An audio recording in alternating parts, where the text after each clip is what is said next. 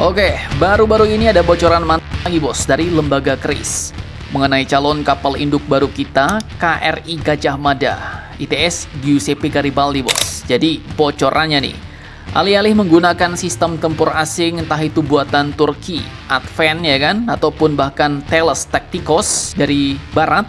Nah, bocorannya ternyata kapal induk kita ini bakal dipasang CMS, Combat Management System buatan lokal Indonesia, yaitu CMS Mandala, kemudian NDDU, dan CTDLS Link ID. Nah lo.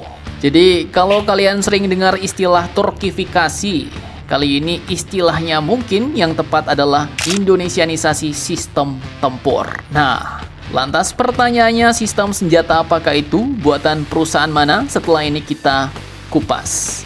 Kemudian kedua, rumornya adalah ada wacana Kizilelma memperkuat KRI Gajah Mada. Nah, ini mantap nih. Karena Kizilelma ini sudah dapat beberapa kemampuan tempur baru, bos. Salah satunya rudal jarak jauh sampai dengan tandem bersama jet tempur yang juga telah kita beli. Jet tempur Italia, bos. Nah, bagaimanakah itu? Penasaran? Simak videonya sampai habis.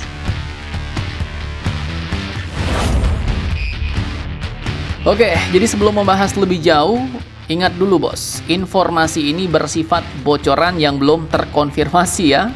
Jadi bentuknya masih rumor nih, belum fix. Namanya juga bocoran ya kan? Ya, mungkin masih tahap rencana, wacana, atau bahkan dalam pembahasan. Nah, tapi kalau bocoran ini terrealisasi, maka jelas kita, Indonesia, tak sekedar menerima kapal induk dari Italia, tapi Indonesia juga akan melakukan yang namanya Indonesianisasi sistem tempur. Artinya, sebagian sistem elektronik dan komando kapal akan diganti atau diintegrasikan dengan produk-produk dalam negeri. Ini sangat penting bos, karena kapal perang modern gak cuma bergantung pada lambung dan mesin, tapi juga pada otak dan sistemnya. Nah, sekarang kita bahas satu-satu yang disebutkan tadi, yang semuanya buatan PT Land Industri nih. Pertama ada CMS Mandala bos. Nah, CMS inilah singkatan dari Combat Management System. Sederhananya, ini adalah pusat komando digital kapal perang yang bertugas menggabungkan seluruh informasi dari radar, sonar, sensor, sistem komunikasi, data intelijen, dan sistem persenjataan dalam satu otak dan ditampilkan dalam bentuk visual. Kemudian seluruh informasi itu ditampilkan kepada komandan kapal untuk membantu pengambilan keputusan bos. Jadi kalau diibaratkan manusia, radar itu sama dengan mata, sonar telinga, rudal itu tangan, mesin itu kaki. Nah, CMS ini otaknya bos, isi kepalanya. Dari sinilah nanti semua keputusan bakal diambil. Nah, lanjut yang kedua adalah NDDU. Ini umumnya merujuk pada Naval Data Distribution Unit, bos. Jadi dari yang admin ceki-ceki, fungsinya ini adalah untuk mendistribusikan data digital ke berbagai sistem di kapal. Misalnya, radar mengirim data, CMS menerima, konsol operator menerima, sistem senjata menerima. Jadi semuanya harus berjalan secara real time. Dan NDDU ini jadi jalur distribusi data agar semua perangkat bisa saling berbicara, bos. Kemudian yang ketiga adalah data link. Nah, ini yang paling penting nih. Jadi CTDLS Link ID ini mengacu pada Combat Tactical Data Link System. Link ID merupakan jaringan pertukaran data taktis buatan Indonesia, bos. Jadi untuk fungsinya ya, kalau kalian tahu hampir sama lah seperti Link 16 yang digunakan oleh banyak negara barat NATO. Tapi ini buatan Indonesia dan dikembangkan sesuai kebutuhan nasional kita. Dan seperti video admin kemarin yang ini, untuk Link ID ini PT Line juga telah mendapatkan offset Rafale dari Prancis. Jadi mungkin teknologinya untuk Link ID ini sudah lebih gacor, bos. Dan kalau benar bakal dipasang di KRI Gajah Mada, maka kapal tersebut ya jelas bisa berbagi informasi secara cepat, ngobrol digital dalam satu jaringan tempur nasional dengan unsur-unsur lain seperti kapal perang, pesawat TNI Angkatan Udara, radar pantai, pusat komando gabungan, dan satuan-satuan tempur lainnya. Sehingga hasilnya adalah operasi yang lebih terintegrasi. Mantap, mantap jos. Lanjut, bocoran soal Kizilelma memperkuat KRI Gajah Mada.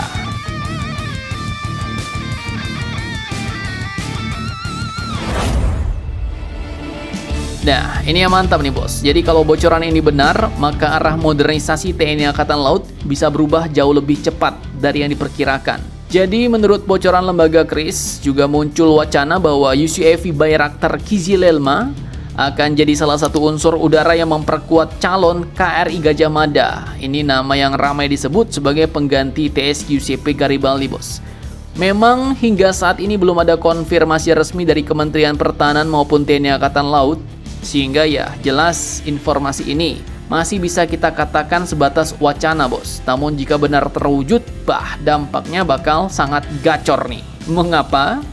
Karena Kizilelma ini bukan drone biasa. Pada uji tembak di Pangkalan Udara Utama kelima Angkatan Udara Turki, Merzifon kemarin, seperti video admin kemarin ya, Baykar telah membuktikan bahwa Kizilelma mampu menghancurkan target maritim menggunakan rudal supersonik barunya bos, yaitu Jet 230 buatan Roketsan Turki dari jarak lebih dari 120 km. Bukan kaleng-kaleng, artinya kapal induk tidak lagi hanya membawa helikopter, tapi berpotensi juga memiliki taring serangan presisi jarak jauh tanpa harus mempertaruhkan pilot di garis depan. Dan yang lebih menarik lagi, Kizilelma juga dirancang sebagai loyal wingman, yaitu drone tempur yang dapat bekerja sama dengan pesawat berawak. Dan kemarin udah sukses nih bos, diuji coba dengan jet M346 buatan Itali.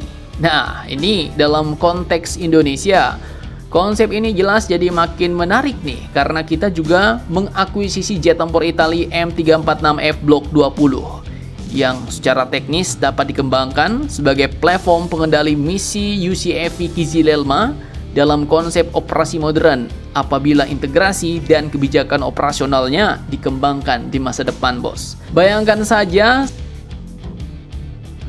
satu pilot dapat mengendalikan pesawatnya sendiri sambil mengkoordinasikan drone-drone tempur yang terbang di sekitarnya atau bahkan ratusan kilometer di depannya, atau juga bisa membuat formasi di dekatnya.